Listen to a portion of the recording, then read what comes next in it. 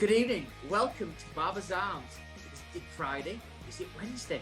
I think it's Wednesday. It's the 8th of September. It's the new Barber's Arms midweek episodes. Here we go. This is a new version of the show. Got a cracker coming up for you tonight. It's all English as well. Me and Gaz are going to go through the news bit, see what's been happening since our 70,000 views of our last show where we had Who Is, the Real Simon Show. And we've got then at 8:15, we've got Jem Winters coming up from the PhoneyPony Barbers. Jen, can't wait to interview Jen tonight, see what she's going to say. Last time I saw her, she had a pot on her leg. So let's see how she's been recovering from that.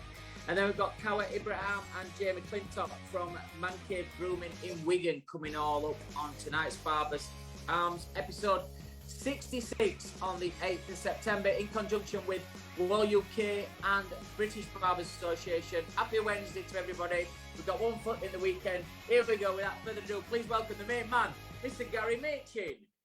Well, thank you very much, sir. We're not 66, it's 67. You're living in the past, baby. Oh, 67, sorry. You get these things happen so fast, guys. I struggle to keep up with people of your ilk. No. I'm desperate for a drink, by the way. Can we get straight to drinks? Because I am so desperate for a drink. I've had a long drive. Go on, then. We're starting off. We're going Dutch tonight. So we got three little Dutch numbers for you to drink. So they're not too bad for you. No stout tonight. So we started off with our Heineken. Now it's years since I've drunk lagers such as these. So they're a blast from the past. 1873 comes all the way from, as I said, the Netherlands, 5%. It's by Gerard Adrian Heineken. He was the main man. It's named after him. Biggest brewer in Europe now and the biggest in the Netherlands. So cheers, mate. All the very best in our Barber's Arms glass. A long time since Sorry, I ain't got my glass out, guys. I'm sorry. I'm so thirsty for a beer. Long drives. Busy week, back to normal for me, guys. I've been travelling all over the UK, Wales. I was in Wales in Cowbridge, thanks to Fish and Rainer's barbershop in Cowbridge for us to meet on Monday. Then I was up to our academy Monday night, and Tuesday and Wednesday I've been in our academy. We had a fantastic product launch there from Wahl, which is going to be coming to our consumer range as well. Got some great news though, guys. I'd like to announce tonight. It's official. It'll be coming out in the next few weeks. But I've been told I can say it tonight. I'm officially now. I'm going to be the men's leader for 2022 for the Fellowship of British Hairdressing. I'm so excited. It's great by Barry and Ken Picton to pick me out. And whoever's going to be going into the Project Men in 2022, guys, you're going to have a fantastic ride for that year. So big news tonight on that. It's great. And I'm really looking forward to it, mate. Congratulations, mate. Couldn't happen to a nicer bloke. Hey, I tell you what, the little secrets out there, Simon didn't obviously know, and the other Simon that we had on. Just thanks to those as well, as you said, with 70,000 viewers. We had Simon Shaw and Lou Firmino as well, all the way from Australia. We had a great show all the way back into Spain. We missed a week, didn't we, last week? We missed Friday. So that show was from Spain. I've cooled down a bit. Actually, have you been hitting the sunbed or something? Because you look browner than me. It's been really hot in Kent, you know. We had we've had like unbelievable weather. And I think on last night I went out to the, after we'd finished yesterday's launch, we went to the bar and I got first there because I had a few busy. Going straight out here. And I'm going to go and... Sorry, I'm going to go straight out there, and I stay in sun for about 20 minutes, half an hour. I catch it really quick, so yeah, I've got a bit of sun. You know what? It's been I think it's been the hottest. I'm not sure if it is officially the hottest, but yesterday and today at work, and we've got air conditioning at work. It's been the hottest I've ever known this year. I think it's been absolutely scorcho. I got home from work tonight. I had to have a cold shower. I've been absolutely sweating my conkers off today, but it's supposed to break tonight, so we made the most of it. I don't know if it's something that's going to keep happening, that we get this late nice little touch of weather or what, but I can put up well, with look, Indian summers are supposed to be the best. It makes you frustrated when we've been indoors the last 3 days at work when it's been so hot. We've got great air conditioning down at HQ, but it's been so hot. But we had a great product launch down there, and we've got some great stuff happening at Salon International coming up in October. Just on that, guys, as well, just a quick note. We mentioned it last week on the show, but the Wahl British Barber of the Year and the Wahl British Barber Shop of the Year is now launched. It opened up on the 6th of September. And guys, this is the one to win. This is where you win the big Champions League trophy. You get a year's contract with Wahl, working with the artistic team and the Barber Shop of the Year. The endless kind of promotional activities that you can get, but actually being able to use the Wahl logo for a year to say that you're the Wahl Barbershop of the Year is priceless. Let me tell you that. Guys, you're going to be doing some judging for us on that. But before we do that, let's just have a quick look at our promo video.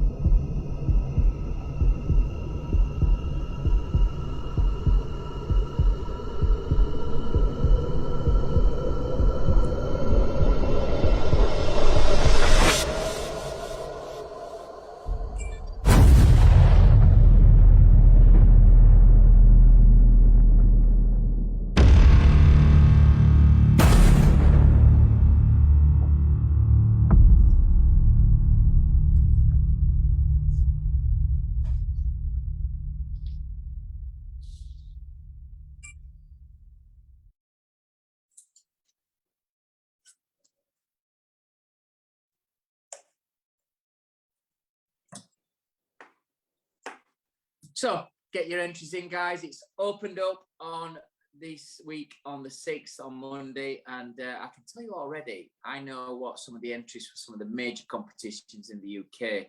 Already entries are over 70 entries so far for this competition. Unbelievable. Thank you to everybody that's entered so far. We've been a bit late getting there, but I'm sure that you're going to be carrying on entering in your masters. So we thank you all at Wahl for your entries. And let's see who's going to be the new Wahl Barber of the Year. If you look on the Wahl Instagrams as well, you can be able to see the last year's winner, Killian Madison, giving an interview there as well. But thanks to the guys, all the production team out in Australia, who's been putting all those videos together, Gary. It's very exciting times. Just before we move on to the questions tonight and the guests as well, don't forget for our social media site, Simon Shaw Wahl, Gary Machin is the British Barber, and barbers_arms. Them's our Instagram accounts. Also as well, it's the barbersarms.co.uk is our website, and barbersarms@thebritishbarber.com is our email address. Don't forget, if you want to get in touch with us, do it all that way.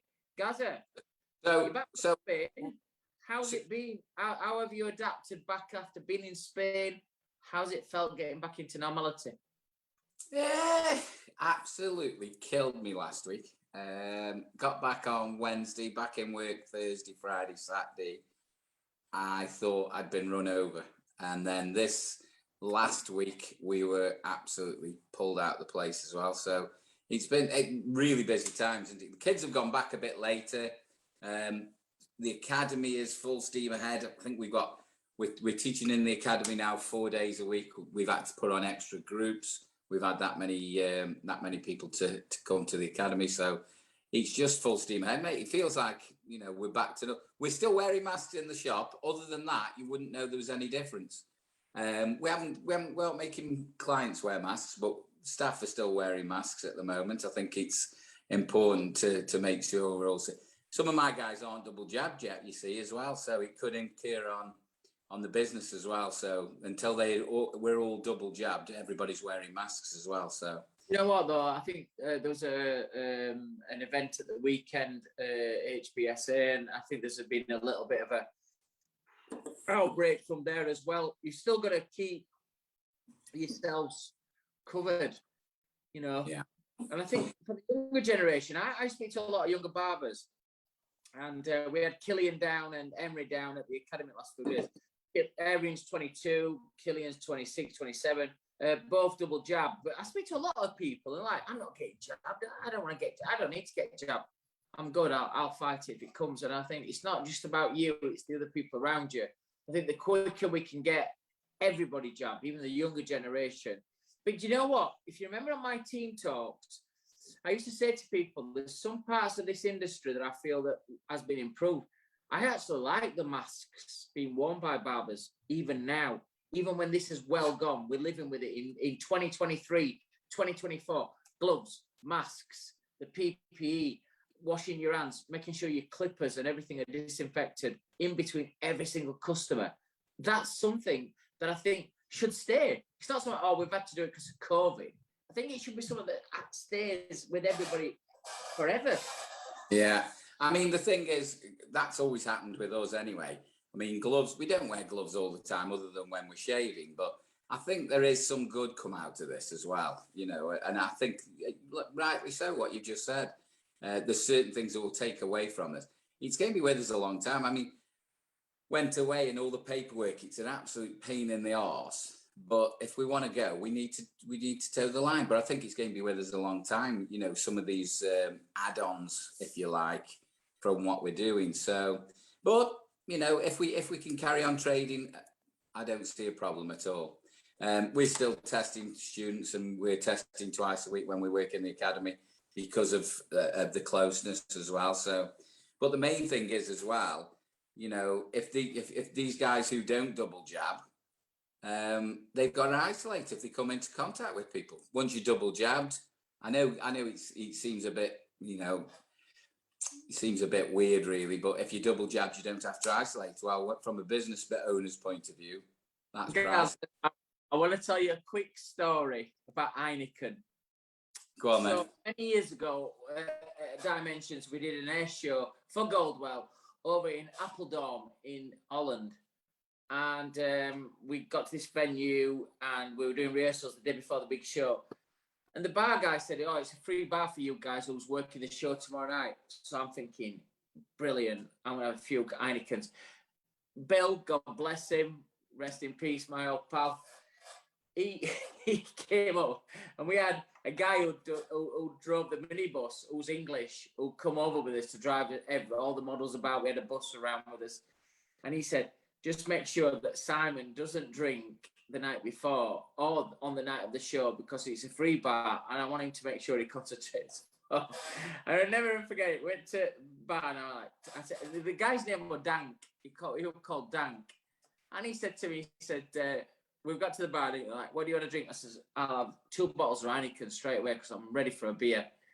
And he went to the bar and he went, 2 Heinekens, mate, and 2 Cokes for lad. I went, who's lad? He went, you're having Coke. I've been told you can't have Heineken. And the bus driver was drinking Heineken and I were on Coke. I do like Heineken. I think everybody knows Heineken anyway, but not a lot of people think that.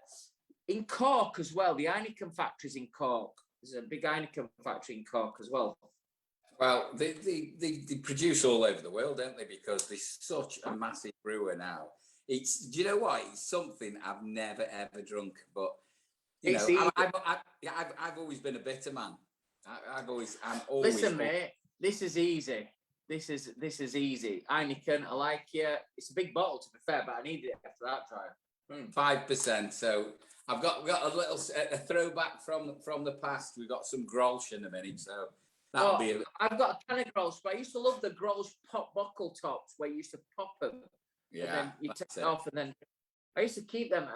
Some people as well, Art Deco wise, they use them. They put the candles in them and light. They look cool.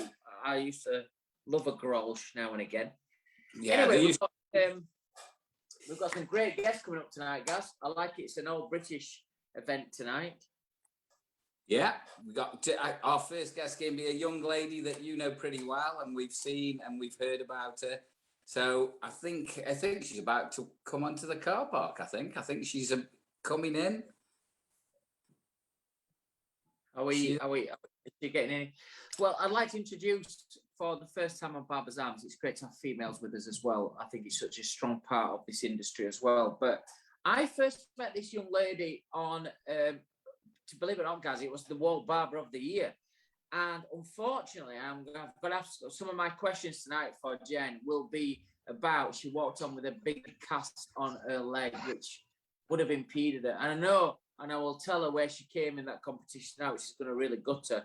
But without further ado, please welcome the the lady who runs PhoneyPony Barbers and multi-award winning barber and one of the females that's pushing the female side of this industry forward.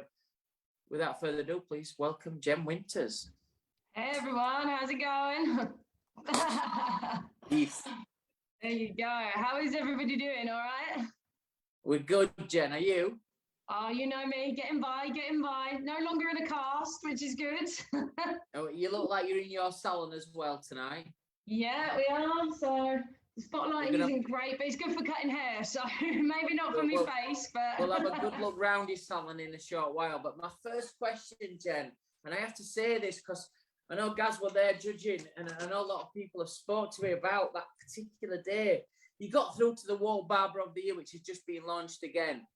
Last year it was virtual, but you was actually one of the last people to do it live on stage, and obviously this year it'll be live again.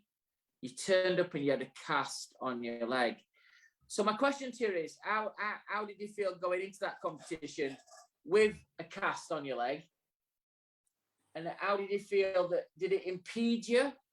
Or do you feel that it's, no, I did it, I didn't want any sympathy. I had a cast, but my haircut wasn't affected by it. I just want to tell you, before you answer that question, I think I spoke to you afterwards on the Mataki stand. yeah. You do know you came second that year. You was runner-up that year. We never announced a runner-up, but from the points point of view, you came second. And literally, it was in like. I heard it was a point away. It was a point away. Point away, mate. So good. But first of all, coming back to the competition, you had to rock up with a cast on your leg. How did you feel going into that competition?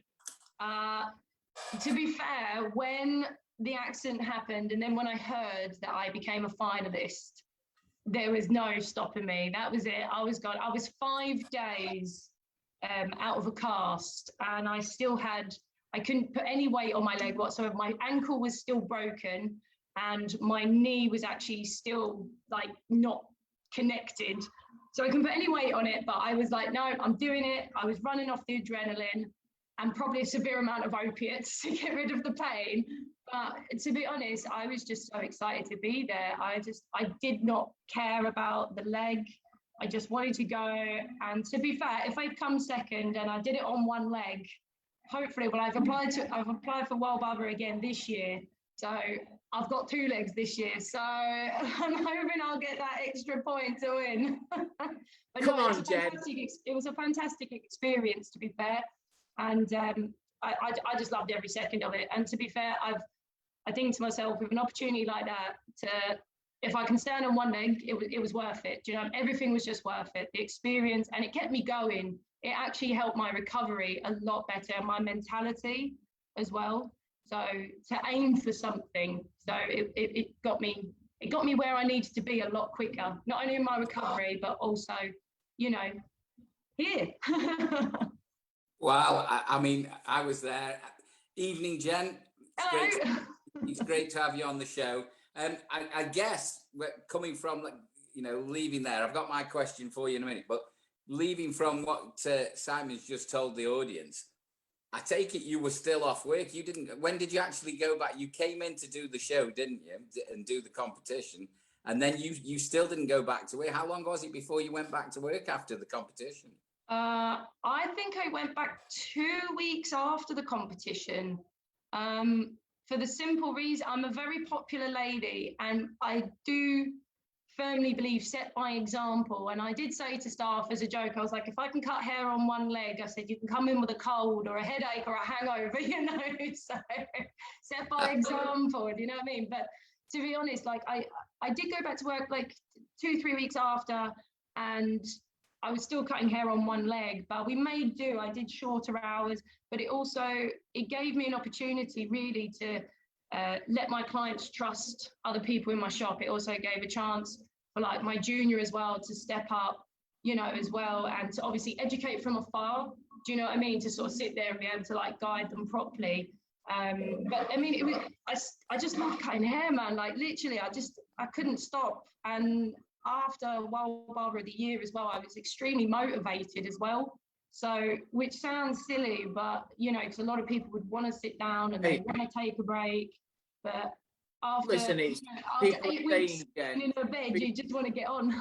Barbers tell us it's the one that everybody wants to win. It's that trophy, it's that exposure on that big stage. But it's the real competition. It's judged so honestly. You know, it's just so independently that whoever wins it wins it. But I'm glad you've entered again. I know there's been lots of entries since we opened up on Monday. I know Garay Kesman as well, who's been through to the final twice.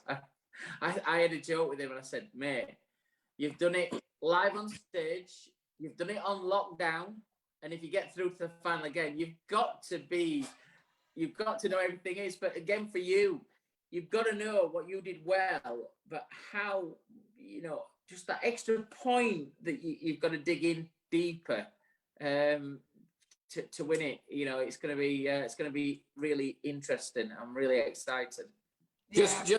Just before we go any further, I'm going to ask my usual first question. But Jenny, and we know you are the owner and manager of PhoneyPony Barbershop. But for all the guys out there that don't know you, I'm sure there's not many. Can you tell us where you are, who you are, where you've been? You know, your little bio, but you know, as quick as you possibly can. Right, Jem Winters. I've been barbering for 17 years now. My barbershop is PhoneyPony Barbers, which means bad haircut in the Urban Dictionary, which I find quite ironic. We're based here in Chelmsford. I started off as a hairdresser and then went more into the barbering side when I returned from Australia 5 years ago. But yeah, I've been doing that ever since. I actually do my shop's been open now for 4 years, and I do quite a bit of education work. Obviously, I do some stage work as well, so you might catch me floating around. Got a couple of ambassadorships, which is great, like King Brown Pomade and Mataki Scissors. Hopefully I'll have Wahl under my belt soon. But that's me in a nutshell, to be fair. Like, that is like the condensed version. Fantastic. You know, Jen, yeah, Andrea Raymond won the Wahl Barber of the Year 2016. You know, I speak to Andrea, especially this last week or so, been organising flights and stuff for Solon International. She's, for me, I always look at Andrea and I think she's probably, I don't look at her as a female barber. I look at her as one of the best barbers in the world. And that's how I want barbers to be treated. So male, female, black, white, China, wherever it is, wherever creed you're from, it's just a barber to me. Yep. So I hope you do really well. But the question I want to ask you next is tips for female barbers then. Oh, maybe like in barbering, in hairdressing at the minute. I did a seminar on Monday to hairdressers who kind of want to move more into barbering. There's a lot of people out there thinking, wow, there's these girls out there that are doing really well and got a great living from barbering. You know, it's a fantastic living. If you do work hard, you can earn lots of money. What's your tips for female barbers? What's your inspiration for female barbers? I think a lot of the time when women go from hairdressing to barbering, they're scared of the chat. Like, genuinely, they hear so many rumors about the banter in barbershops and everything. And to be fair, you know, without sound crude, like I probably got like bigger nuts than most, like in here, the way I swing everything about. But it's a matter of realizing guys are still people and they just want to have a nice chat. They want to have a good time. And there's always common ground.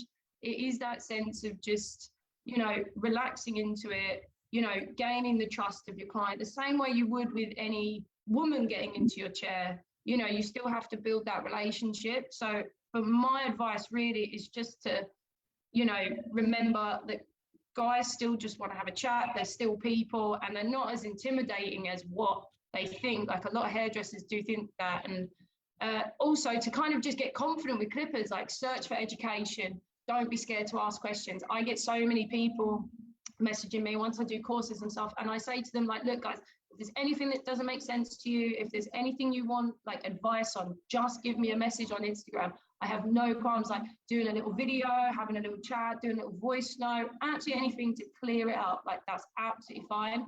You know, don't ask, don't get. Do you know what I mean? We're forever learning. I'm still learning. You know what I mean? Like, there's people out there who are amazing at what they do, and I will always ask. I'll always try and gain that knowledge.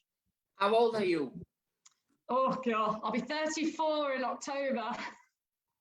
Oh, do you know what? I worked that out from, you know how we dig and find out information. And I got your age spot on. I tell you what, I could be private detective, I could tell you. Oh, you could. Just a little twizzle. Jen, just before we go on, and your salon looks fantastic. How many staff have you got working with you there at the moment now? I have another 2 barbers, and we have a junior, and we've also expanded to create a tattoo parlor upstairs as well. So we have a tattoo artist and just a normal artist who's also learning how to tattoo. So I think there's like 7 of us here at the moment. Great team. Fantastic. And my question to you is, how did you enjoy Barbers Ride this year? I heard you got wet, but you had a lot of fun. We did get wet, and I was the first to break down as well. Yes, I'm giving all the stick to the Harley Davidson boys that all their bikes break down, and I'm the one with the Indian. But my bike was very low to the ground, and all the water washed off one of the nuts off of the clutch. So, but we fixed it all, and it was all back up and running. But it was fantastic. I had my missus on the back of the bike as well. She's only tiny. She's like 4'11", 5 foot. So I wear like a backpack. So it's all right.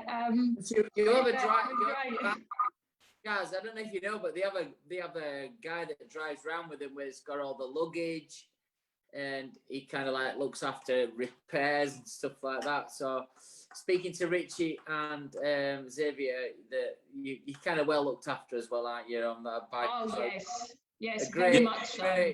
A great charity as well, which we support very well, which is Make-A-Wish Foundation.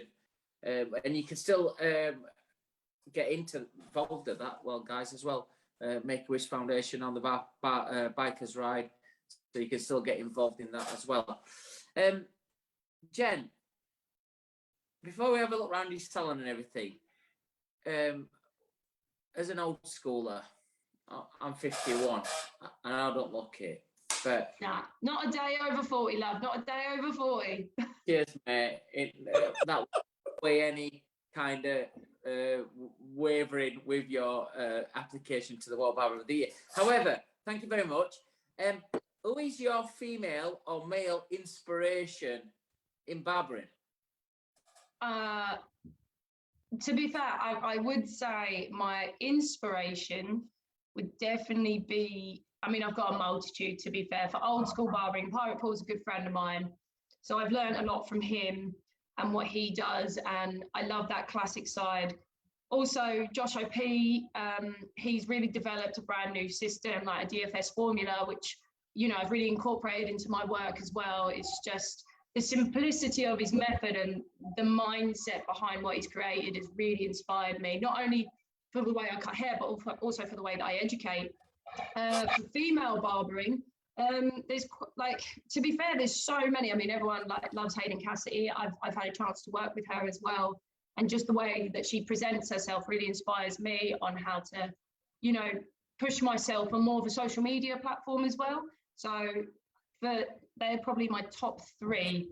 And there's a guy called Josh Watson actually down in Cornwall, and like not a lot of people really know about him. And if he gets a chance to say it, it's like great. But yeah, he seems really not that popular on social media, but his work is just so clean and elegant. I really enjoy his work. You know what though? I came across 2 guys a couple of weeks ago speaking to Alan, who works with us, Alan Beach, and we were looking at Sean the Barber and Spug the Barber.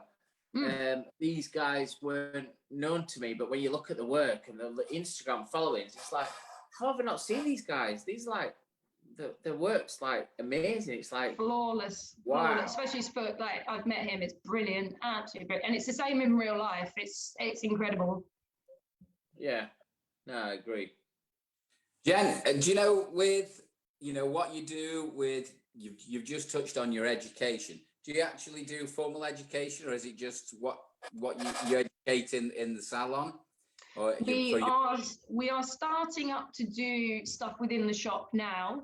Now everything's kind of calming down a bit, and now we've actually got a chance to breathe after we've cut everybody's hair after lockdown and whatnot. So that is definitely something I'm planning on doing. I've got like a program sort of sorted for myself to do one-day workshops. I also, if people get in contact with me as well, normally from like events like the Great British Barber Bash and stuff, people will contact me directly and we'll do something a little bit more one-to-one. So I've done quite a few, but obviously since recovery from my leg, getting COVID, it's been a bit of a whirlwind. So I still want to make sure foundations in the shop here are 100%, but I've had some lovely opportunities in the past before lockdown and before accident, to go to like places like Canada and that to educate for King Brown, and that's been amazing. And hopefully there'll be a few more things like that in the pipeline as well, to do a little tour around Mexico as well. So that'd be pretty rad. It's like I don't do well in the sun, but I like Mexican food. All Jen's social media sites are on your screens now. Jen, you can't see it, but on our viewer's screen, you can see all Jen's social media sites. If you want to catch up with what Jen's been doing, there's a photograph that popped up on my Facebook, a memory. I think you just had your accident and you were in an hospital bed with drips on and everything like that. We weren't the best. But Jen's social media site's there, so if you want to catch up what Jen's doing and our careers progressed as well, you can follow them now on your screens now as you're watching. Jen, we talk about like getting into this industry and having a good barbershop. Then you move on to the next level, which might be doing some education. But then the next step to that is working for people like James and Emma at Mataki or Wahl or BARBER'S or Andis or other brands that's about there. None as good as Wahl, but I understand that other people work for them. Any ideas for people who's watching, female barbers in particularly? What would you give their advice to get to that level? What did you do? For me, like my advice I said earlier, don't ask, don't get. It's a matter of going to certain events, like that do stage work and everything like that, maybe smaller events, or even potentially hosting your own, just to kind of, invite people down to even have a look. But for myself, I did ask Gary Spencer for Barber Bash, and I said, look, mate, I'm really interested about cutting hair. Here's my work. If you think it's good enough, maybe give me a chance. And I did go. I went to my very first event, and obviously nobody knew who I was, and nobody watched me cut hair at all, which can obviously, dampen people down a little bit, but you still got to keep pushing. You've got to put yourself in these positions that you think you can't do. And I hate that sort of saying of I can't do something. Let me give you a little tip there.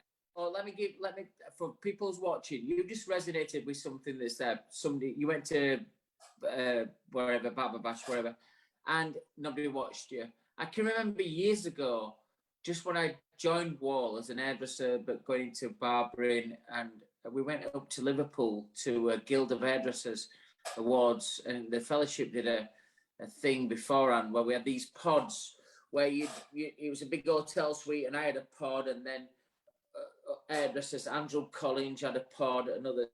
And when we first started that day, I was so gutted because there were like 3 people watching me. And I was looking over the other 4 pods, colorists and other people, and it was packed. I just continued doing what I was doing throughout that day. And by the end of the day, my pod was the biggest. So it don't matter about gaining confidence within a couple of weeks. Within a day, sometimes you can make a difference. Yes. The way I presented, the way I did my work, we fetched everybody across to that Wahl area, and everybody were watching us, and we had the biggest audience by the afternoons because people were talking about what we were doing and how we were presenting. So I think that's a great point, what you've just said there. Sometimes you start and people are like, yeah, she don't know what she's doing. He don't know what he's doing. Oh, it's barbering. We're hairdressers. Or we're gents hairdressers. I think that's a big important point. And I think if you keep persevering, It really does work. Are you drinking tonight?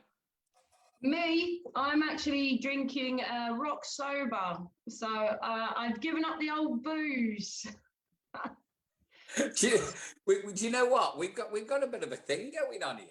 I don't know if everybody's over partake or what it is, but we've got so many of our guests now that are actually are just coming off the rock and roll. They're actually not drinking anymore. Mate, believe it or not, I actually live in a pub. So I'm still at my parents at the moment. So I'm getting prepared to move out and stuff and get my own place, my own house. So I go home every single day to a pub. I've lived in a pub all of my life. So it's quite, yeah, I know. We should have gone there. Sub the shop. We'll go to the pub. But, what's our next drink, Gaz? Right, so we're going to an old favourite. Years ago, 30 odd years ago, something like that. Grolsch, and I couldn't get one of the old fashioned. So we're going for another Dutch beer, Grolsch, which is a nice. It's another Pilsner, obviously, because it's from Holland. This is 5% again. So Pilsner's lovely. Have you ever tried Meister Pils? Yeah, we're trying to work our way around the world, Jen. We've got to try and taste them all. But with Grolsch, I mean, this is an old favourite. Obviously, 16.50, 5%. That's the reason why you're a bit rosy in the cheeks there, eh? No. I've just come back from Spain, Jen. So that's why I've got. Not as rosy as him next to me. He's been on the sunbed, he has. Jen, in the interval, he said to me, "You're looking very brown." I actually sat outside from the work office last night. I was in Kent, and it was like 28 degrees. I sat outside from 5 till 7. I catch the sun really easy. So there's no sunbeds, guys. It's just natural beauty. Not this week, anyway. What? But we were talking about Grolsch, and can you remember the flip tops? You used to push them away. Yeah. Love them. People used to pinch the tops off them to put on the bags, as a zipper or on your shoe. Or I didn't drink. I was Newcastle Brown then in that. Yeah, that's a good biker beer. That's a very good biker beer. You finish your ride and have a Nuki Brown ale. That's the one. He don't get on a bike whatsoever. So all week long, all day long. So don't let him fool you. He's not a biker. Excuse me. I have ridden motorbikes in the past. I used to race motorbikes in the past. Thank you. But I haven't had one on the road. They're a bit dangerous for me on the road. I'm too clumsy to have a bike. You'd be surprised how often I hear that. I get a lot of motorcycle races in, and they don't have their bike license for the roads because they're too scared of the motorways and all that crack. I mean, I don't blame them, obviously, given my position, but like being hit by a car and all, but Jen, you're working with a couple of brands, but one brand I know in particular is Matake. James and Emma. James is a really close friend of mine. How's that going? Very, very well. Yes, I do. To be fair, I've used Matake for years, and I remember when I applied to be an ambassador for them as well, and I was so lucky to get it, to be fair. But they're a great company to work for. I really enjoy working for them.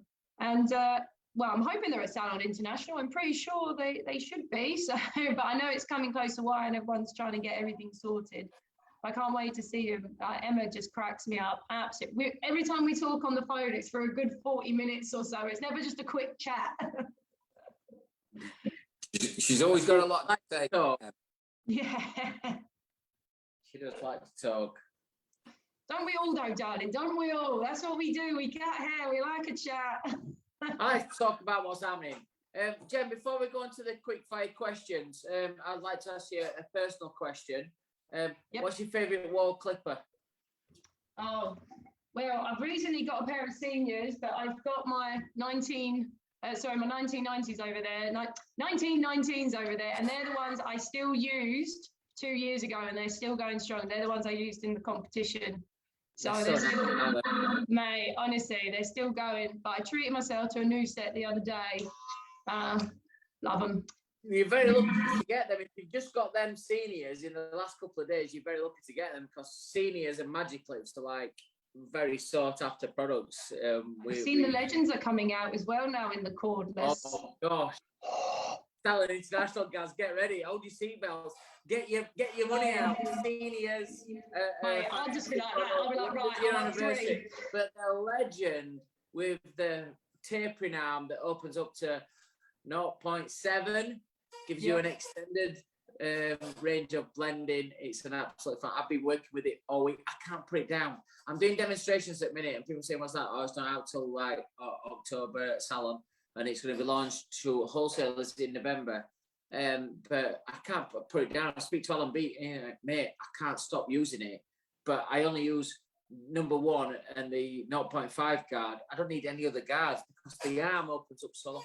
It's unbelievable. The motor's really strong. It's going to be a massive product. Wait till you get it. You'll absolutely love it. You'll absolutely love it. I mean, if it's at international, I'm absolutely getting one. I'm there. I'll be the first in the queue. I've been saving me pennies but I'm just like, I treat myself every time I go. I'm like, no, I want everything. Excellent. You'll be in the queue behind me anyway. So. Oh, is it? Don't worry. I'll tease you with the pills now. I'll be like, mate, let me skip in front. There's the pills now. That's easy then for him. You can have the clipper every time then. That's guys, I'll save you some. I'll save you some backstage. Don't worry. Lovely. Right, Jen. So it's been wonderful having you on the show. We're going to leave you with some quick fire questions. Just before we go, can we have a little wander at? Are you what? You're on your phone? Oh, or? I'm on a little laptop. Right, here we go. Now, this is as you walk in. We've got my 2 stations there. So there's my one. Bit of a mess right now because I've been sitting there. One in the corner. Got another 2. And I don't know why, but everyone finds this fascinating. When I came here, this was a big old cupboard with all the electricals in it. So I made it into another station, which is pretty handy.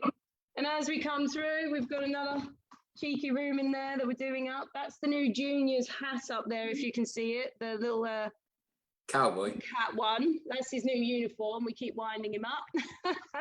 Yeah, so that's our little shop. We've just got a little nooks and an eclectic collection of tourists. So it's everything I've ever loved in one place.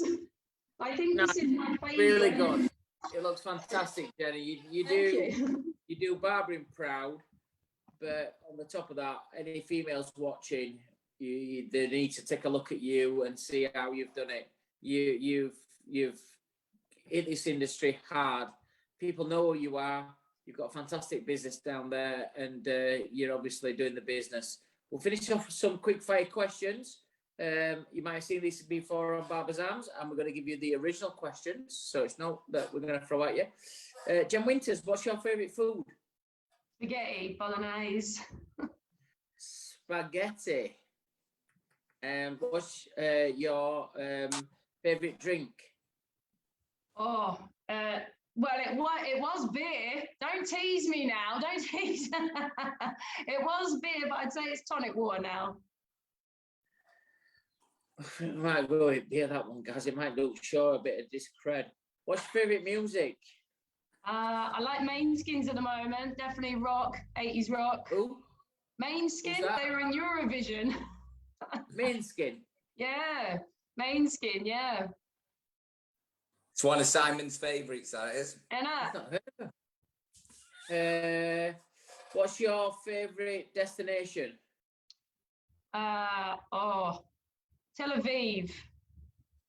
Really? Yeah, I went to Tel Aviv with my missus. It was brilliant. Absolutely brilliant. I've heard it's good, but... Maybe not right now, but it was my favourite.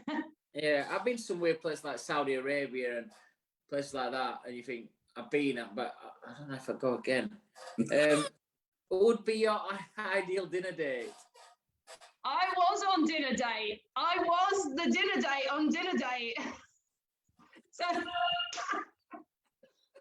ideal dinner date. Oh God. Oh Christ.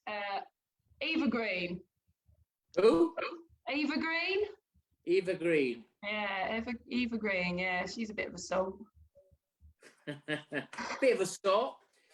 Jen, it's been great to have you on, mate, and I look forward to looking at your entries when everybody's in. I said to Chris today, I was speaking to Chris today, I'm away at the Boots Conference all week. I would just tend to say, send me some of the entries first now, what's coming. And I'm like, no, I'm going to wait, because me and Joff Davis at Savills, we go through the 160, 170 entries that come in, and we'll fizz that down to like 30.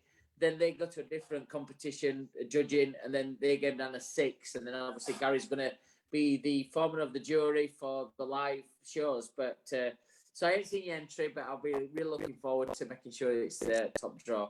Jem Winters from the PhoneyPony Barbers. She's having her favourite food, which is spaghetti. She's doing all this in Tel Aviv, which is her favourite destination. She's either having a beer or a tonic, depends on what kind of mood she's in. She's doing all this with her favourite date, which would be Eva Green, and her favourite music would be Mama Shia. There we go. Just say rock and roll, you're grand. Jen, thanks for being on Barbers Arms, mate. Yeah. Episode 67. These are legendary shows, and you'll always be able to watch it back. Been great guest. Thank you very much. Cheers. Thank you so much, guys. Look after yourselves now. It's been a pleasure, Jen. See you later. Hope to Thank see you, you. love. Bye, everyone. See ya. It's always a pleasure. Some power there, guys. You know, I think looking back in the day, you know, like when I was growing up and stuff, coming into barbering, looking at the barber shops that were about, there weren't many females about, but now over the last 10 years, lots of it, but some of them like Aidan, Jen, Andrea Raymond, there's some massive names out there, and they're as good as anybody out there. As good as anybody out there. Do you know what though? I'm not surprised, because I mean, when we did for the council, we did an impact study on the industry, and you know, the numbers of ladies and women in the industry outweighs gents hugely. But what I was going to bring up, and we didn't have a chance to talk about, you know, the people that come into our training and our academy, women outweigh the guys by easily 2 to 1, maybe 3 to 1 sometimes. So they're not scared in coming forward, and when they want to learn a new skill, you know, there's some confident women out there. There's some confident girls out there, you know, and I'm really surprised. She set out to stall. She's only been back in the country 5 years, and she's gone after what she wanted, hasn't she, as well? So fair play to her. I thought she was really confident. You know, obviously we know she's got great skills, but she knows what she wants as well, which is it's nice to see. Yeah, I feel, you know, this year, if some of our guests that we've interviewed over this last 12 months actually get to the final live and you've interviewed them, you've got to be very impartial in terms of that you have to judge them on what they do that day. I'll be a ready reminder to all the judges, no matter what you've seen in the virtual this year and also what you've seen in the past, this is, you judge it on the day, but you know, hopefully Jen and Garay and everybody get great entries in, and they can make them finals again, which would be fantastic for them. You know, the standard always amazes me. It's so good anyway. But I mean, when you get somebody like Jen and the obstacles that have been put in away, and she still turns up on stage, she hops onto stage almost. We put her in front of a crowd as well, and then she comes second. I mean, it's fantastic, isn't it? You know, but I mean, fair play to last year's entrants as well. They did exceptionally well under really difficult circumstances, and hopefully we're going to have a great show this year, and it's all getting back to some sort of normality. But also for the contestants as well, because you know, I don't want them to lose out on that feeling of being on stage and playing to a crowd as well. And it's a great competition. Yeah, absolutely. Really, really good. I think as well, Gary, you've got your BBA digest out as well right now. Yeah, got the digest out. So anybody who wants to see or have a look at that, all members it gets posted to them anyway. They get an email. But if you go to onto the British Barbers Association page, which is britishbarbers.com, get on there, you'll see the digest, and we've got some great work in there and some really good articles for this month. I think when we talk about these things, you know, when we talk about things being put together and what we're doing and where we're going, you're obviously busy, you know, not back to normal. You're not traveling, but you've got things in the pipeline. I think a lot of people, and we get this feedback from the BBA and personally from direct messaging, people want to be out and about again, don't they? They want to meet up, they want to get out, they want to see people, they want to meet people. And it's exactly the same for us as well. So, you know, from a digest point of view, we try and get that out there, try and fill a little hole that we do anyway. But I mean, we do this as well. We do the Barber's Arms and try and keep people, you know, informed. But there's nothing like a show, is there? To, you know, when you all meet in the bar or you meet on the floor, we start, we do something. You see all the creativity. We miss it, don't we? So, and it's been missing. I can't wait for just getting back live. You know, this week doing seminars, doing a product launch, and you know, we did a product launch, but we did it to like to the TV company. Then we did it to all our staff, all our sales representatives. And so, like, whilst it was monotonous that I had groups in every 25, 30 minutes, it was just unbelievable to be kind of like back to normal, doing like presentations. You know, it was just like fantastic. So, kind of really enjoyed it. You know, for most people, as I've said loads of times as well, you go back to your times when you came out of lockdown last year. Mine never did. I'm out of it, completely out of it in terms of like lockdown. In fact, I got to a point on Monday morning when I left at 4:30 in the morning. I'm like, oh, it'd be nice to be in a bit of a lockdown. Didn't have to leave this early. So yeah, but I won't swap it for anything. I can't wait to get to the Boots conference next week. It's on the consumer side, but you know, you do 4 shows in a week. Half an hour slots, 250 people watching you, or maybe 300 each time. It's amazing. Makes you feel alive, makes you feel like you're wanted, makes you feel like that's your job. Yeah, I mean, especially I'm half and half, you know. I mean, I know prior to lockdown, we traveled a lot. I was doing 150 odd days or whatever it was. But I mean, I think abroad's opening up as well. I'm not saying that, you know, we're traveling as normal, but we're getting a lot of attention now again from the States and India and, you know, wherever we travel and wherever the products are out there. So, and, you know, things are coming back. Questions are being asked. Things are being asked of us as well. We're doing a lot of online, you know, so it's looking good. The future's looking better now. I have to say the 500ml Heineken was really nice, and that did the job, taking the edge off the drive, and here we go. And the Grolsch is now silencing like the brain cells as we speak. So I'm looking forward to the next one when we get our next visitors. But join us in the Barber's Arms for the first time, guys. We have Kawa Ibrahim and Jem McLINTOCK from Mancave Grooming. In Wigan, guys, you're looking absolutely fantastic. You're looking absolutely superb there. Your salon looks, barbershop looks fantastic as well. Welcome to Barber's Arms. You look very similar, by the way, as well, so you're going to have to identify yourselves to us. We all set? What's that, mate? Jay, are you there? Hi, mate, you okay? Very good, talk. Kawa, are you there? I'm here. Hiya. Hi, I'm just trying to turn it up. Just a minute.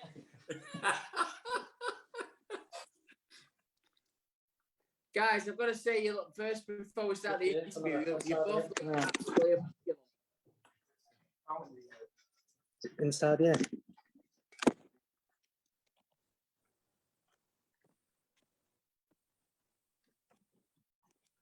Have you got it?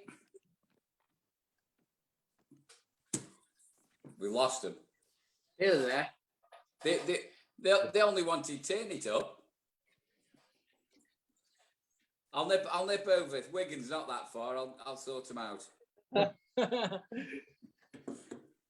Are you good, guys? Yeah, all good now, mate. All right, pal. So when you're ready to sit down, we'll commence this interview. We're here now. Okay, Sorry about well, that. officially welcome you again from Mancave Grooming in Wigan. We've got Kawa Ibrahim and Jem McLINTOCK. Guys, welcome to Barbers Arms. Thank you very much. Thanks for having us. Yeah, welcome to the arms, guys. First and foremost, the first thing we need to get out of the way. Have you got a drink there with us? Oh yes, obviously. What you drink? I wouldn't expect any other from two Wigan lads. So. I've got Peretti. We've got a bar next door, so we won't be short of the drinks. I'm on the San Miguel, the Spanish beer. Oh, well, do you know what? That's very funny. Since I've been looking into beer, and I don't just drink it, I actually look for it. You know, we delve into it. San Miguel is a Filipino beer. Is it? Yeah. I thought it was Spanish, mate. I know you drink it in Spain and it sounds Spanish, but it's actually, its origins are, it's a Filipino beer. So there's if you ever get in a pub quiz, where did San Miguel come from? It's actually the Philippines. Anyway. Guys, while you get your first question, I'm going to get our next drink. Right, okay then. So our next drink is going to be Amstel. We're having a Dutch night tonight, fellas. So Amstel, 1870, 4.1, beer all over the country. I think everybody's heard of Amstel, but so good health to you, fellas. All the very best. Cheers, mate. Cheers. Cheers. Happy Wednesday. So while Simon's getting his beer. I've not met you, Kawa, before, but James, I think we've met in the past, and we'll go on to that in a little while. But we've got, for our viewers here, we've got James on the left as I look to. Oh, we've got his name in there in the corner anyway. So we got James and Kawa. So Kawa, just give us a little bio of yourself and the Mancave story before we go on for our viewers. Well, I'm originally Kurdish from North Iraq. And I lived over in England about 20 years now. And Mancave has been 4 years now we've been working here. And it's been doing really good. We're very, very busy. We've had a couple of shops before that as well, but this one has been the best one, to be honest. And we're very happy with it. And we've got very good base of clients, like very loyal clients. And been really good, to be honest. Part of that, 18 months with the COVID was a bit, bad, and part of that we've been very happy with it. And it's been a couple of months since Jay back from Dubai and Spain, and so he's been back here with us, which is, I know Jay long time, and it's been even better to have him back here. Fantastic. So you've been, and I'm going to fill in a few blanks there for the guys out there. You've been in the industry for about 18 years. You've been cutting hair for about 18 years. You've had a couple of shops before. They've been man caves. You're hopefully going to open another shop with partnership with Jay as well. Right. Yeah, so definitely. That's going to be in the future. Jay, thanks for coming on the show. You actually work within the team. There's 6 of you there at the moment, isn't there? Yeah, there's a busy shop, mate. Yeah. So just for a few people out there, I met you before. I met you out in Dubai. Didn't you used to work for Chaps and Co? Yeah. So you give us your story. You came from England, went over to Chaps and Co. So what have you been doing in the last few years? Yeah, I was in 2015. I went off to work for Chaps and Co. I was there for 2 years, but then moved over to Spain and Marbella. But worked for a shop in Spain for a year. But then I started to open my own shop over there. But obviously with the COVID and that, I didn't know plan out. So here we am back in sunny Wigan. Is that a proper Scouse accent there, Jay? No. Oh, it sounds like it, mate. It sounds like Jamie Carragher on steroids. Don't scare me. Guys, we're going to ask you some questions, and I think because the two of you are on, I'll ask the question, one of you answer, then the next one answer. So the question's to both of you, but obviously individually. If you had to start again, what would you do different with the Mancave and business and barbering and everything? Jay, first of all, what would you do different if you had to start again? I'm not sure. Like, obviously, we're moving to Dubai. Like, I reckon I most able to stay over there and made it work for myself instead of thinking I can move away and like do my own things similar to that. Like, working for a big company, it's good working for a good brand and a good company. I learned a lot from them, you know what I mean? Like, I wish I was still a part of that. But like coming back home now, it's good to be with Kawa and Mancave. It's a good brand, a good team and that. But like, when you're going on your own, it is hard to try and do your own thing and set up. You don't realise how hard it is to actually build your own brand and try and do your own thing, isn't it? So like, I think I jumped the gun a bit too quick to try and do my own, start off on my own, you know what I mean? But, so a bit slower approach to what you yeah. I do things totally different. Like, and Kawa, what would your approach be if you had to start again? Well, with me, it's a bit different because before Mancave, I've done like another 3 shops. So I had a bit more experience. So kind of in here, I've done almost, I can't say everything right, but I've done almost everything better than the other shops I've done. The only thing is in here, it's a bit like, I'm not happy with it. It's a price-wise. Where we are, we can't really get a good price of the haircuts for the job we do. We do like very, very good trims and that, and the price-wise in around here, it's not really any good. So the only thing if I would change was I would straight away put a better price on, really. How much do you guys charge? It's like £11, £12 haircut, but the haircuts we do, we know like it's what would you want like to charge? So both of you, for quality of haircuts that you do, and especially, you know, Jay working out in Dubai, and you know what price are you charging out there. Yeah. For Wigan then, what would you love to charge where you are? You're charging 11, 12 now a minute. What would you like to charge? 15, £20, definitely, for a haircut and that. Because the trims we do, we know it's a lot. It's the same as what we're giving that. It should be like £20 a haircut, then like £10, £50 beard trim. Like the same as what we're giving, it's the same time as I was giving out in Dubai. But over here, like you're charging so less, you don't appreciate it, you know what I mean? But guys, you know, one thing I'll always say to people is that people sometimes don't come to you because you're too cheap. Yeah. Well, that's probably. I can look at you both, and I looked at your work. You're probably absolutely spot on what you're doing, and your fades and your beard lining, everything's spot on. You need to take that brave step to put it up because you're probably worth it. You're probably worth that 20 quid an eight, and people will pay. Well, do you know what I mean?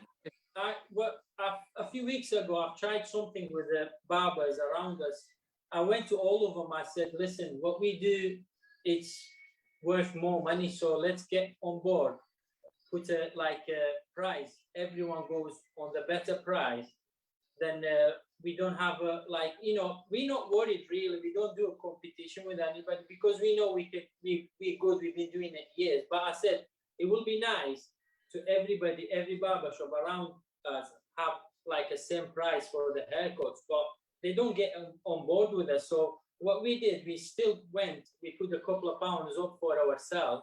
We said, let's just do that. We're not going to put that cheap anymore. But hopefully, we're hoping in a couple of years' time, we could charge about £15 haircut because that's what we should do, really. Put your prices up each year. Yeah. Even if it's £1 every year on your price board, date it. So let's say you did your prices last February. So February 2022, prices go up by £1 or £2. Next February after that, it's dated.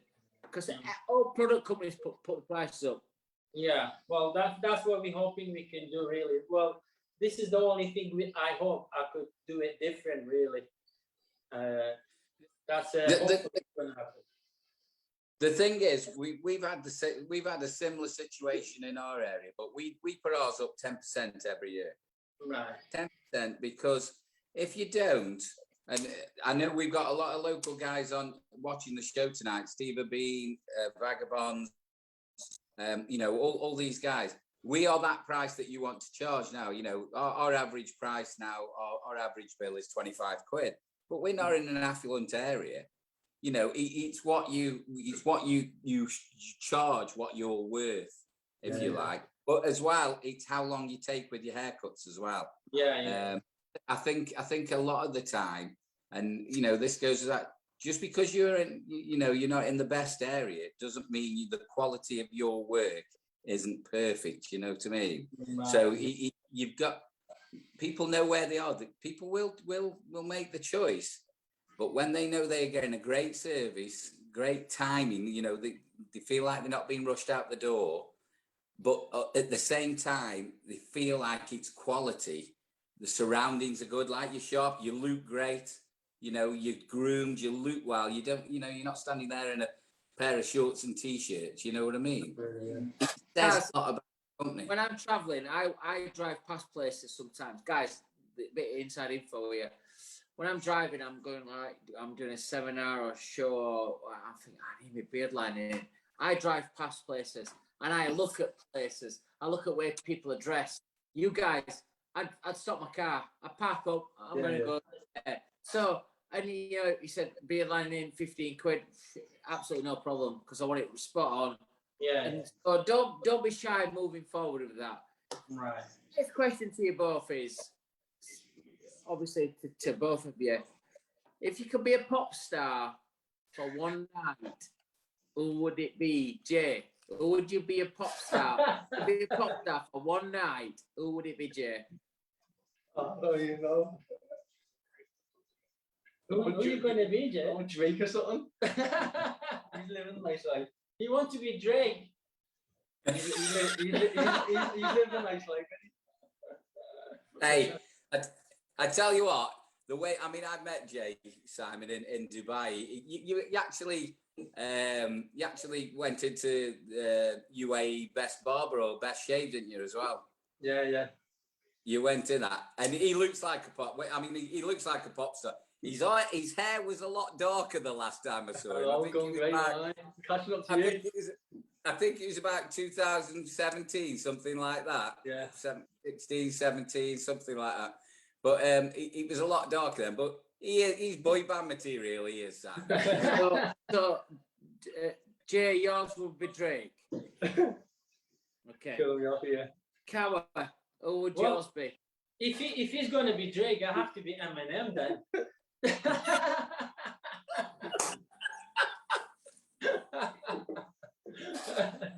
you know what? That Eminem, one of the first times we did a thing where we have a blade on our clippers where you flick it through the air and you do it to music. And we was in South Africa and we had Eminem and I think it 2 Trailer Park Girl around the outside. Yeah. I was flicking the air to it. And I'm like, that's rhythm. I used that track for like years. If you're going to use this clipper, have a piece of music, do that piece of music. Yeah. So, Eminem, yeah, I love it. Thank you. We've got Drake here, guys, and Eminem. They're the best raps in the world. You know what?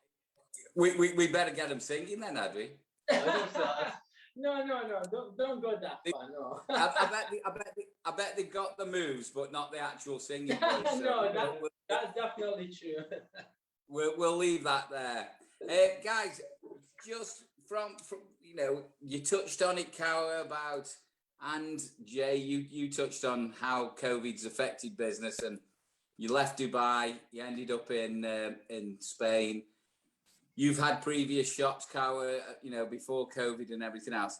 Do you think it's made you stronger, weaker? How do you think it's affected the industry?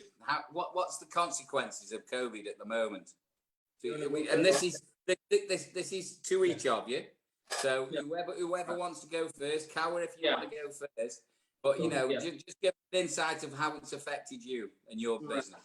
Well, in a financial way, it was really bad moment for everyone, not just for us. But to be honest, like you said, it does make you stronger. So I'm like, we are in a better place now than when we were before COVID. We like, because all that happened, like it broke, everybody feel like broke and everything. But when we come back after 10 days, it was very, very quiet again, as everyone else was. But now, right that moment, we are in a better place than before COVID. So it definitely makes us stronger. Definitely. Yeah, so it's a really busy shop. This shop, I've only been here for 3 months now. But thingy, this is mostly one of the busiest shops I've worked in, mate.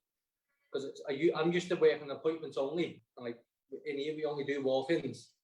So like for me, it's totally different day. You know what I mean? Yeah, it's the amount of people walking in the door right now.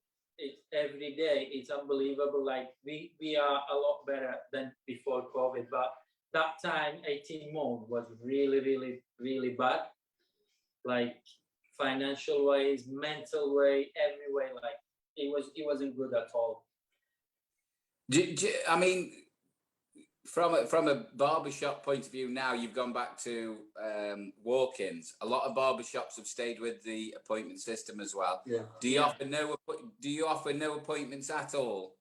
No, not at the moment, not at this shop. But when he opens the second shop, what we're gonna do, that's just gonna be an appointment only shop. So I'm going to be going to that shop and I'll be doing appointments and taking bookings and that. But then Yeah. People walk past and they want to come in and get an appointment. A lot of people walk away because they don't want to wait. Like there's a big waiting, you know what I mean? So they'll go to that next shop then. The location where we are, we're between two train stations here. So the walking is the best option for this shop, because we sometimes get people coming out of the train while they're waiting for the next train, and they're just coming for a haircut. So, but for, like Jay said, for the next shop, that will be definitely appointment. Yeah, I mean, you know, from our point of view, we're a group of salons.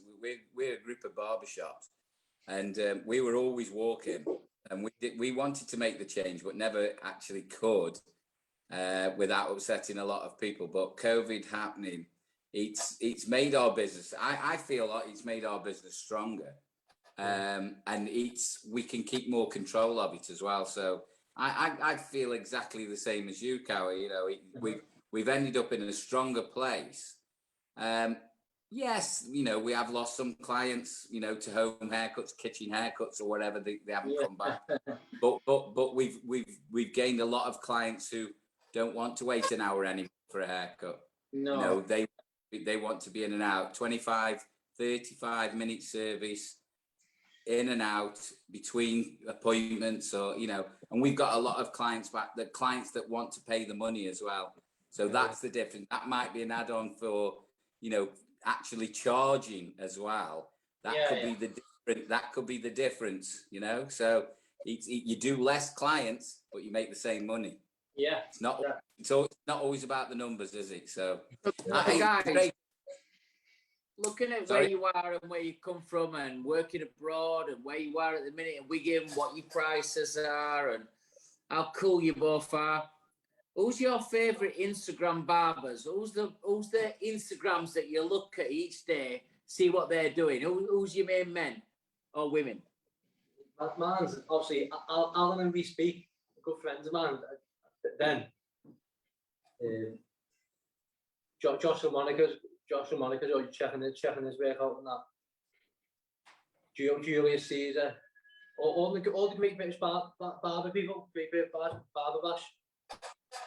So Alan obviously works with us at Wahl, and Julius worked with us at Wahl as well. So that's good to know.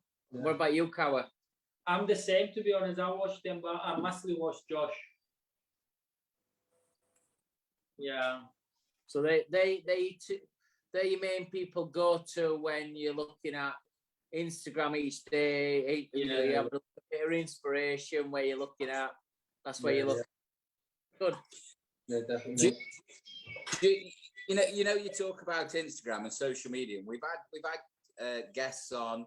Some of the guests love it. They built the business on it. Some guests, I'm not saying they hate it, but it's a kind of it's not torture, but it feels like a bit of a job for them sometimes. You know, it takes time. I know you're quite savvy on social media. What do you think? Does that make a huge difference to your work and to your? Yeah, definitely, mate. Because a lot of people nowadays are on the phone. This is how they find you. And this is how you see your trims and you see your posts and stuff like that. And like, say when you do a trim and you tag something in a trim, then they share it in their story, then their friends see that, and that's how they go onto you and find your page. And it's just a knock-on effect, isn't it? Like, then their friends see it, and their friends see you. Yeah, definitely. Yeah, it's just you need to go on social media and Instagram and that to like grow your business. I think he was really good in your area, Sean the barber.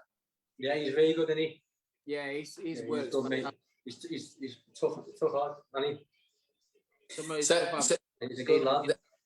I mean, you've done some celeb stuff as well, though, haven't you, Jay? Yeah. But you know, you're footballers. Is that why you want to head back towards the appointment system a little bit more? Is that your thinking, or do you just want? I like taking my time and doing the extra services and like looking after the clients more, like going the extra mile. You know what I mean? Yeah. So is there any name droppers you can drop in there? Is there anybody who'll turn around and say he didn't do that, or who have you done in the past?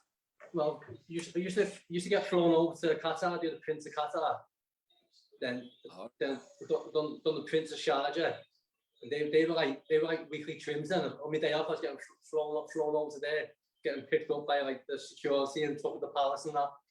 Like like big barber shop inside the palace and stuff. Crazy, mate, being over there. It's a good experience. All of it was a good experience, mate. I learned a lot from everything. Yeah, definitely. Yeah. It's a different world out there, mate. Isn't it? It is, mate. Well, you learn when you're in. I travel to Dubai quite a lot, but even if I don't travel by work, I go on holiday there quite a lot. Yeah. So within, if I'm there for a 10-day vacation or whatever, I will go in and have a beard lined up at least 2 or 3 times in that period of time. Service is just like off the scale.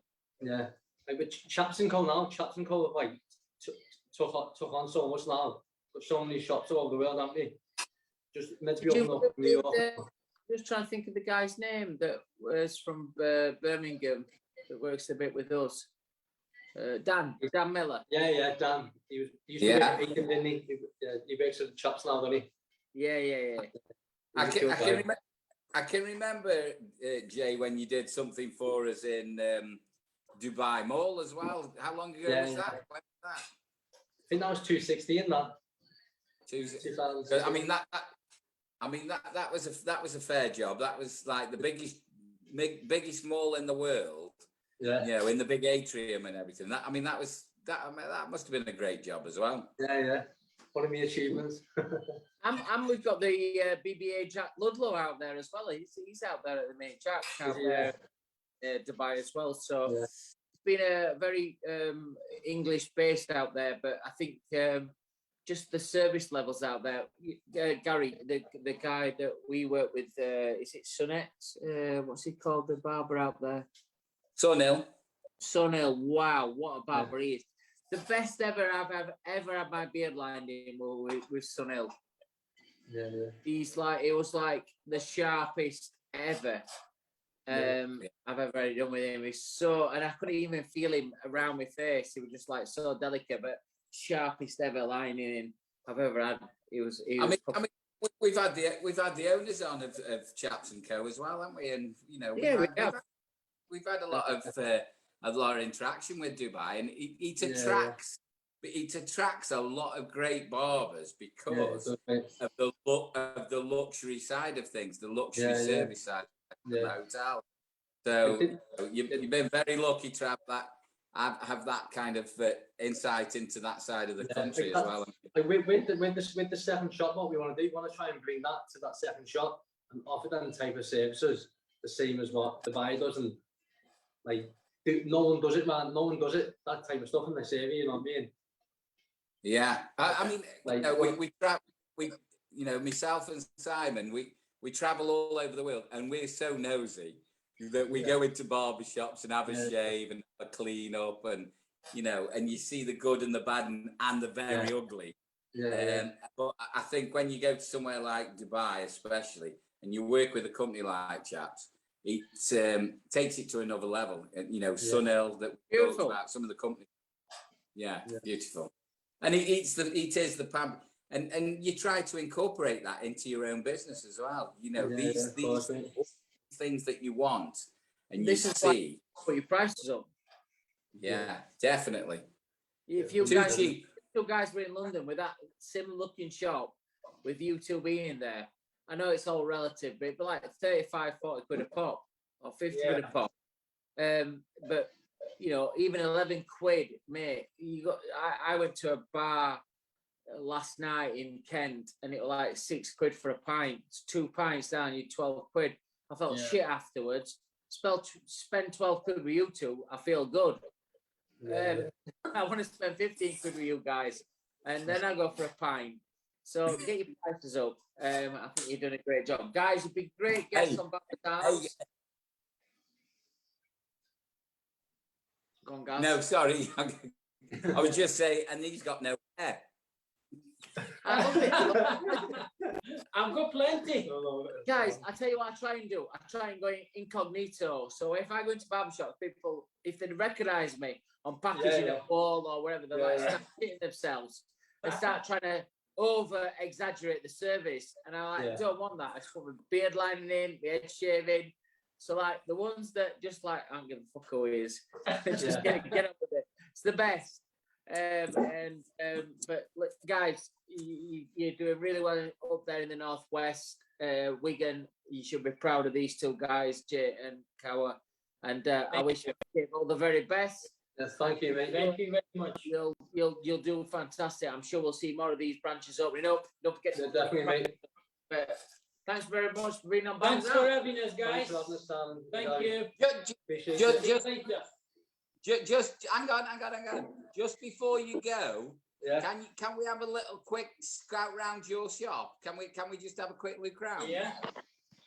Yeah, one sec. Are you going to ask him the obligatory question, Simon? What's your favourite wall clipper? And what's your favourite wall clipper? Magic. It's a beautiful shop, mate. It looks lovely. Beautiful. Thank you very much.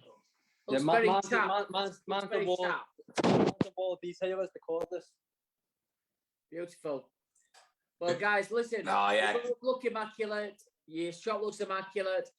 I'm up in Warrington actually at the weekend, so I might drive through weekend and might pop in for a little tidy up. Yeah, you never know. It will be nice to see you guys. Thanks for having us, mate. Top guys, very top guys. Have a good night. Thanks for coming on the show, fellas. See you later. See you later. Bye.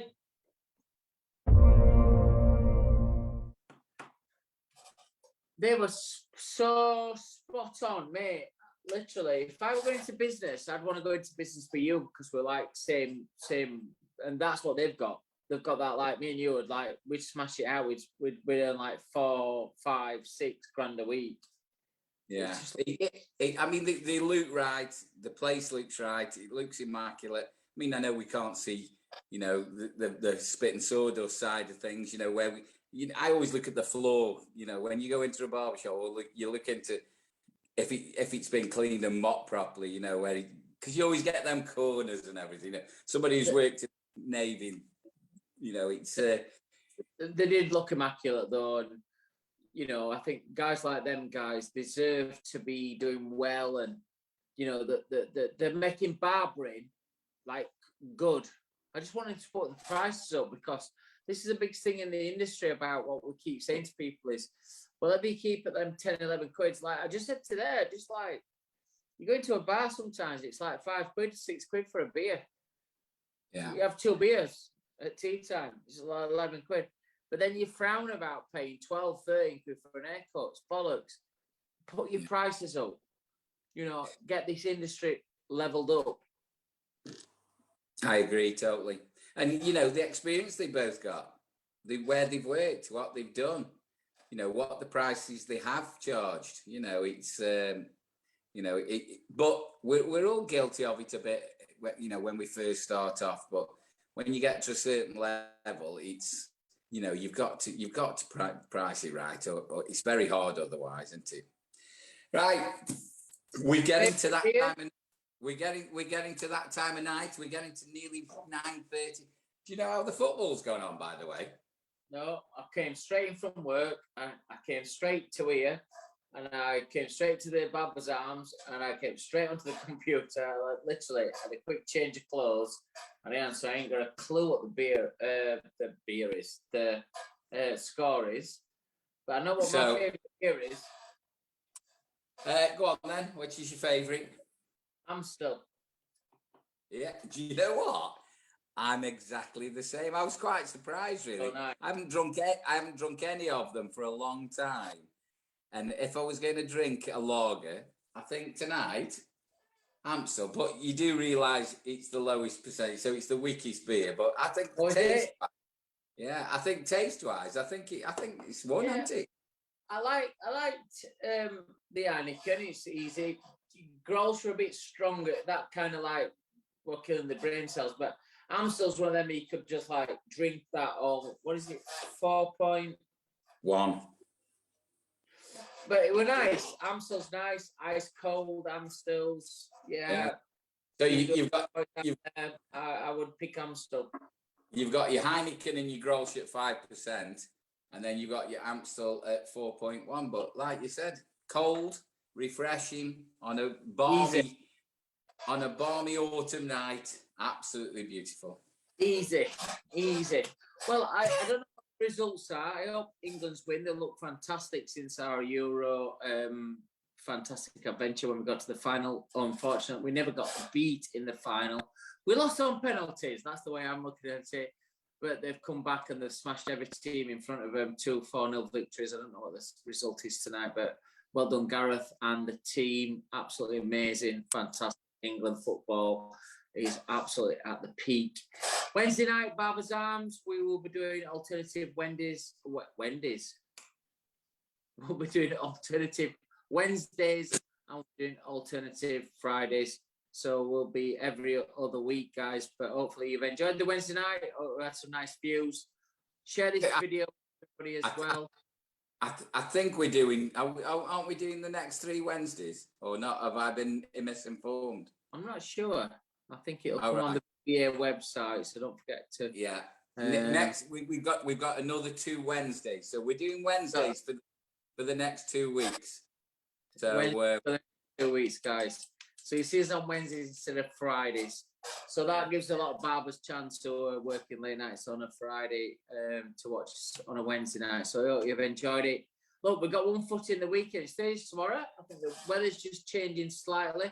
Feels a bit cool around here. It's been a gorgeous September 30-degree day today, but I think the weather's just changing. But whatever you're going to do Thursday, Friday, Saturday out, you have a fantastic weekend, guys. And you've enjoyed the Wednesday night with Jem Winters, Kawa Ibrahim, and McLINTOCK from the Mancaves, and Jenny from PhoneyPony Barbers. Have a great weekend, and I'll pass you over to Gaz. Thank you very much, Mr. Simon Shaw. Well, it's been a change. Wednesdays, change for us, change for you. Thank you to all our regular viewers and listeners, podcast or whatever it is. Mr. Eric Lander, hopefully you'll catch it up at the weekend. But just name a few: Nick, our smart vagabonds, Pivot Point have joined us back again, Rick Roberts, all the regular. I can't name you all. Alison, there's loads of you. Rachel, they're all out there. You followed us from Friday to a Wednesday. Hope it suits you. We're just trying different things. We're just trying to shake the show up, have a little change. Had a few beers instead of the cocktail, so hope you've enjoyed it. all you guys out there are taking new staff on, just quickly, I'll just put this in there. The 31st of, or the end of the month of September, all the grants finish for apprenticeships, all the bursaries. So if you want to sign somebody up, get in there. You will make a little bit of money, some help towards the training as well. So, you know, it's just give you a little nudge if you need that extra pair of hands at work, and it'll give you a little shove with the money as well. Have a great weekend. We're 2 or 3 days away from it, I know, from being in our trade, but love you all. Thank you for watching. Mr. Simon Shaw, it's always been a pleasure. Have a nice weekend, guys. All the best. Adios, See you amigos. when- Next time.